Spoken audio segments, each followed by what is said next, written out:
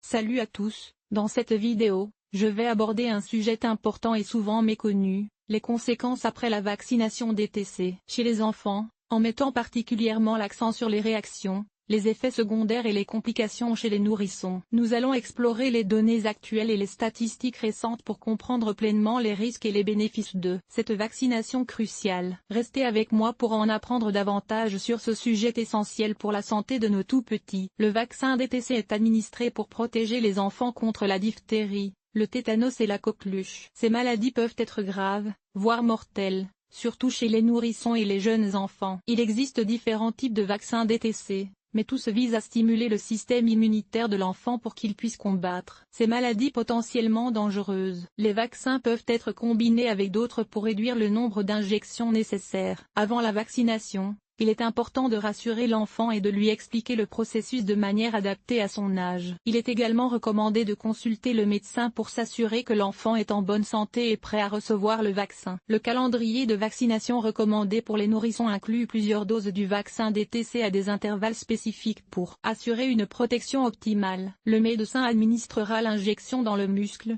généralement dans la cuisse chez les nourrissons. Il est essentiel de respecter les techniques d'administration recommandées pour garantir l'efficacité du vaccin. Après la vaccination, il est normal que l'enfant présente des réactions locales comme une rougeur ou une légère douleur au site d'injection. Des soins locaux simples, comme l'application de froid, peuvent aider à soulager ces symptômes temporaires. Il est également important de surveiller l'enfant pour tout signe de réaction plus grave et de contacter un professionnel de santé si nécessaire. Ce processus de vaccination est essentiel pour protéger les enfants contre des maladies potentiellement mortelles. En suivant les recommandations médicales et en restant informés sur les effets secondaires possibles, les parents peuvent contribuer à la santé et au bien-être de leurs enfants. Lorsqu'un nourrisson reçoit le vaccin DTC, il est courant de constater des réactions locales au site d'injection. Cela peut se manifester par une rougeur, un gonflement ou une sensibilité au toucher. Ces réactions sont généralement bénignes et disparaissent d'elles-mêmes en quelques jours. Après la vaccination, il est possible que le bébé présente de la fièvre,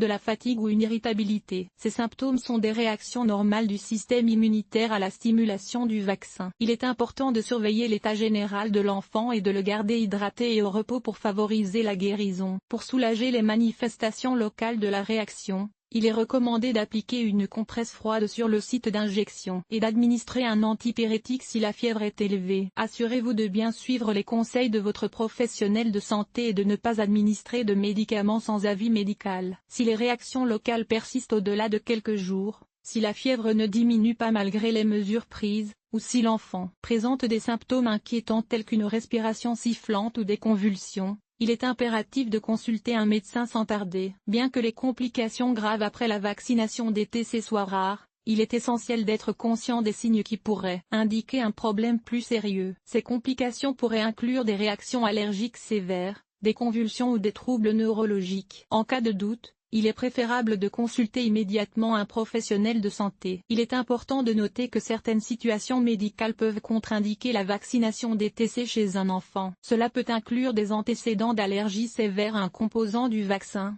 des troubles neurologiques préexistants ou une réaction grave lors d'une vaccination antérieure. Il est primordial de discuter de ces contre-indications avec un médecin avant d'administrer le vaccin. Ce sont des informations essentielles à connaître pour assurer la santé et le bien-être de votre enfant après la vaccination DTC. Restez vigilants. Suivre les recommandations médicales et agir rapidement en cas de besoin sont des éléments clés pour garantir une vaccination sûre et efficace.